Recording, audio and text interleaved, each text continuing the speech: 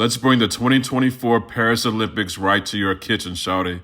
From Italy's classic pasta to Jamaica's fiery jerk barbecue, we're giving these dishes a Southern-style gold medal makeover. Watch this. First, let's grab that leftover chicken. The breast meat is perfect for this recipe. Make sure you get rid of all the bones and also tear away that skin. Now you got yourself a nice appetizer before dinner. You can chop up your chicken with a knife, but I paid too much for this blender, so I'm using it. Pulse your chicken in your food processor so that it's in nice bite-sized pieces.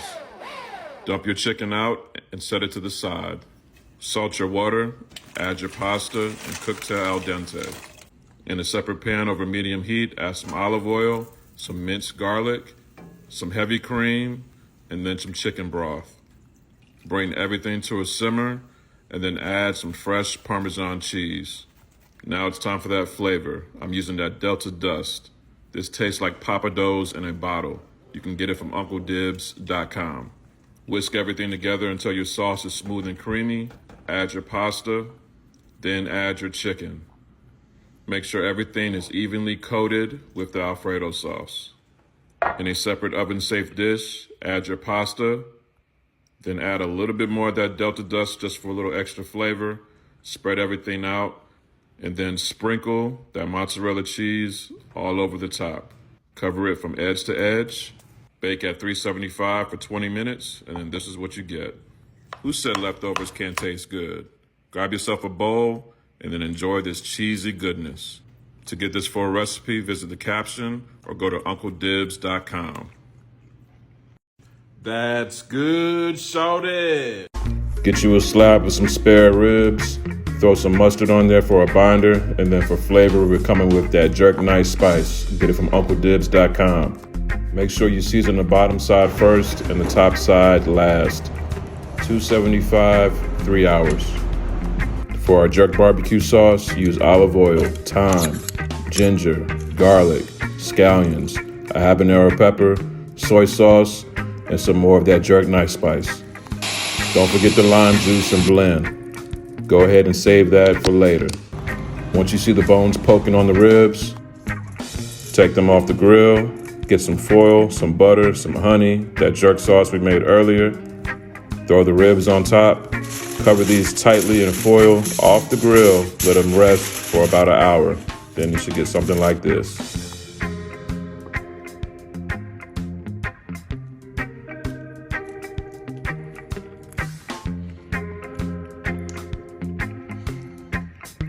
That's good, shawty. No canned soups over here, shawty. Grab a couple garlic heads, some tomatoes, then go ahead and throw some shallot in there. If you like it spicy, add some jalapenos and serrano peppers, add a little basil, olive oil, and then for seasoning, grab that BB salt-free. Nice and healthy, shawty. Cover that, put it in the oven, 480 degrees for 30 minutes. Cut any of the stems of the peppers off, and then go ahead and take that garlic skin, throw that out as well. Mash up all your veggies in that pot. Make sure it's nice and mashed up, and then add some coconut milk, a couple of cups of veggie stock, and then give it a nice mix until it's smooth with the hand blender. And this is what you get.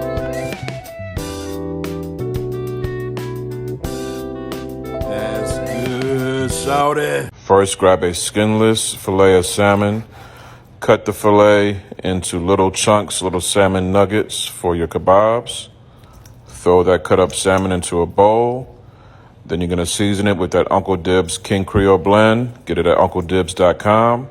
Add some garlic, some fresh dill, some olive oil, some lemon zest, and fresh lemon juice. I'm going to take that straight drop all-purpose rub right all over those veggies. Now it's time to assemble the kebabs. I'm doing bell pepper, salmon, then onion. You can do this outside on the grill, but I'm indoors, using a nice grill pan. Get it nice and hot, oil it on up, then add your kebabs to that pan. And then we're gonna throw these on the oven at 350 for about 10 minutes. Finish it off. Add your kebabs and you're good to go. That's good, shawty. All right, first we're gonna need to cut up our veggies. I'm using bell peppers, asparagus, and onion. And then grab some peeled and deveined shrimp. Heat up a wok on medium-high heat. Add the shrimp. Go ahead and remove the shrimp once it's cooked. In that same wok, add some garlic, the onion, and the chopped up veggies. And then put that BB salt-free blend all over your veggies. And I also put it on the shrimp earlier. Return the shrimp to the wok. Grab a bowl and you're good to go. Let's try it out.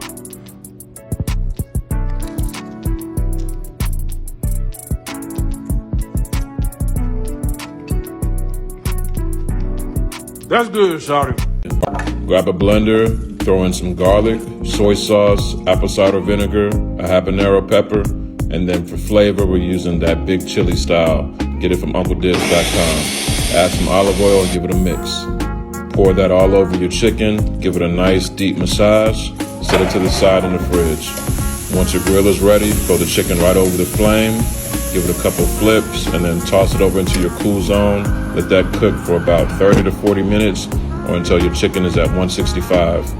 Oh yeah, don't forget to save some of that marinade. Brush it on top of your chicken, and then you're good to go.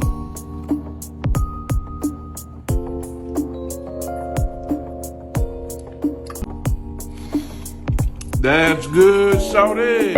First, we're gonna make our garlic and herb paste. Use as much garlic as you want, and then some herbs like rosemary, thyme, and parsley. And then for flavor, I'm coming with that straight drop rub. Get the seasoning from UncleDibbz.com. Add some olive oil, and then give it a blend. Once your herbs and garlic turn into a nice, thick paste like this, it's time to grab that rack of lamb. First, we're gonna score it with a knife, just to make sure that delicious garlic flavor gets deep into that lamb. Next, grab your herb paste and rub it all throughout that rack of lamb. Make sure you get deep into the crevices of that lamb. We want this whole thing busting with flavor.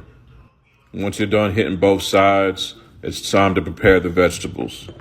Today I'm using some red, orange, and yellow bell peppers, some potatoes, and also some carrots, but you can throw whatever veggies you like into this medley. We're gonna grill this lamb right on top of these veggies, so these veggies are gonna be packed with flavor from the drippings from the lamb. But first we gotta season up the veggies, add a little olive oil and some more of that straight drop rub. Give it a nice mix. And if you have any leftover garlic paste, go ahead and throw that in your veggies too as well, and you can mix that in too. Next, grab a wire rack, throw your lamb meat side down so that it's resting right on top of those veggies. Now let's prepare our grill for medium heat. Now if you're saying, oh, I don't have a grill, but I want to do this recipe, it's all good. You can do this right in the oven as well. Just get your oven set for 375. Now place your lamb directly over the heat for about 20 to 25 minutes for medium rare. Now if you're savage and you want yours well done, you can go all the way up to 35 minutes. But I like mine just like this. Now break out your Sunday best fine china. Go ahead and spoon those juicy vegetables right over your plate. Move your vegetables to the side. Now grab that prize, rack of lamb. We're gonna slice these into individual pieces just like this. And guess what? If it's too rare for some of your guests, all you need to do is throw it back on the grill and they can burn it up just how they like it. This full recipe is available on my site, link in bio. But other than that, it's time to eat. That's good, shawty. Just oil up your corn, put it on a baking sheet, 375 for 15 minutes. For the cream mixture, grab some butter, mayonnaise, minced garlic, lime zest, cilantro, and that Uncle Dibbz straight drop rub. Mix it so it's well combined and set aside. Grab your corn out the oven, let it cool off, and then put the cream mix all over each husk of corn. Then grab your cotija cheese, Mexican cheese, and roll it all over those pieces of corn. Add some lime juice and you're good to go. Happy Cinco de Mayo, y'all. Mexican street corn, straight drop. Let's try it out.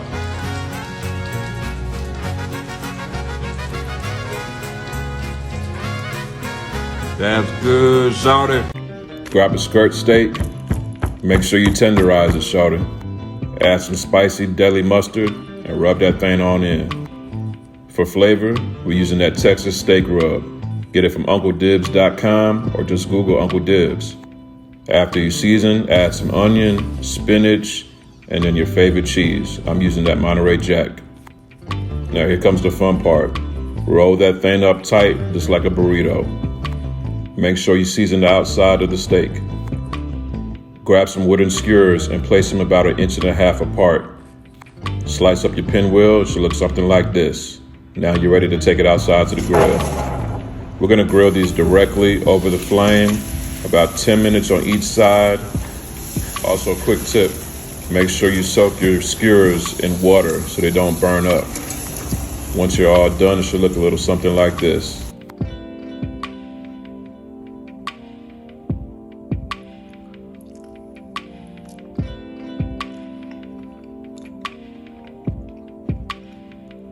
That's good, shawty. This is the perfect wintertime meal for the whole family. Grab your beef roast and then season it up with that Uncle Dibbz Texas steak rub. Get the flavor from UncleDibbz.com. Add some oil to a pot, get it on high, and sear all sides of your beef roast. We're not cooking it all the way, we're just searing it. Go ahead and take it out, set it to the side, saute some garlic for 60 seconds, then add some red wine to deglaze the pot. Add a couple of cups of beef broth, then add that beef roast back to the pot. Add 1/4 cup of soy sauce. Now it's time to add our veggies. I'm using some red potatoes, some carrots, some onion. I'm telling you right now, this is gonna have your house smelling amazing, shawty. Top it off with some rosemary, then throw it in the oven for 3 hours at 350. Then this is what you get. Use 2 forks to cut up that roast. Stir it up nice, grab you a bowl, and you're good to go.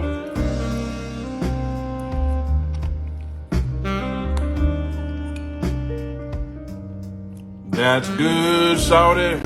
Oil up your shrimp and then add that flavor. I'm using that straight drop rub. Get it from UncleDibbz.com. Now to make sure my shrimp don't fall through my grill grates, I'm using that hybrid barbecue grill pan from Hexclad. In a separate skillet, get your garlic butter together, and we're gonna cook this all over medium-high heat. Once your pan is preheated and your butter starts to melt, add your shrimp to that grill pan. Close your grill and let them cook for about 2 to 3 minutes. At this point, your butter should be completely melted. I'm gonna add a little bit more of that straight drop rub to that butter, mix it on up, and then add it to those shrimp, baby. So if you're cooking out, this is a simple, quick, and easy dish to make to keep people nice and satisfied until the main event is ready. Full recipes available on my site, UncleDibbz.com. That's good, shawty. I found a slab of beef back ribs at my butcher shop.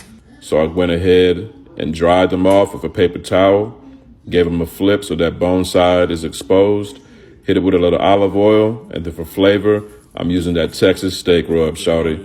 All the flavor you need for some delicious beef ribs like this. Get it from UncleDibbz.com. Do the same thing to the top side, and then we're gonna add 1/2 cup of apple cider vinegar to the bacon sheet. That's gonna keep these ribs nice and moist so that they're juicy and tender when we're all done. Throw these in the oven at 275 for 2.5 hours. Trust me. After 2.5 hours, remove that foil and then go ahead and grab your favorite barbecue sauce and slab them ribs up. Now notice the technique here. I'm not brushing the barbecue sauce on the ribs. I'm dabbing that sauce on. So go ahead and get your dab on. Turn your oven up to 400 degrees Fahrenheit and then let them bake uncovered for 15 minutes. That sauce is gonna get nice and sticky and caramelized like this. And then like that, you got beef back, fall off the bone ribs. I didn't even need a knife, but look how tender these things are, shawty. Some say fall off the bone is overcooked. I just say it's bussin'. Full recipe is available on my site, link in bio. That's good, shawty. Before we dive into this grilled salmon and mango salsa recipe, let's talk about its origins. Did you know that this dish was actually inspired by the cuisine of immigrants who came to the United States from Central and South America? These immigrants brought with them a rich culinary heritage which has influenced American cuisine in countless ways. This grilled salmon with mango salsa is a perfect example of how immigrant culture has impacted cooking. The salsa is a delicious combination of sweet and tangy flavors with the addition of fresh cilantro and lime juice, giving it a zesty kick. When paired with perfectly grilled salmon, it creates a flavor explosion that is sure to be bussin'. If you want to see more delicious food like this, I have the perfect show for you. It's called No Borders, Just Flavors, available on United We Dream's YouTube. Make sure you look for your Uncle Dibbz on there too, shawty. So next time you're in the kitchen cooking up a storm, remember to appreciate the cultural diversity that makes our cuisine so unique and delicious. But enough talking, let's eat. That's good, shawty.